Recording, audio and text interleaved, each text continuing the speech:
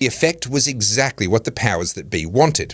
Infighting and power struggles took hold, one nation fell apart, and they probably thought that that was that. They would never have to put up with the sound of that pesky redhead's Queensland twang ever again.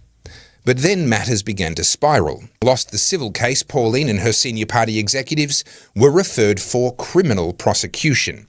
Now, I need to add that Tony Abbott and others who were very much in support of the civil prosecution, they have distanced themselves from any involvement in the criminal prosecutions. And the Queensland Crime and Misconduct Commission investigated in 2004 to see if there had been any undue political influence over the criminal prosecution, and they found that there hadn't been.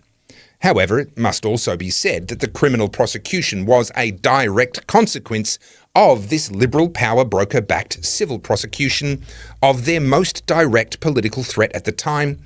And that is a link that cannot simply be dismissed as oops, I guess that got out of hand. So now we get to the juicy bit. The media had a field day.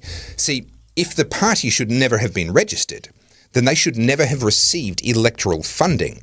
Now, electoral funding is something that all political parties receive after an election based on the number of votes that they got in that election.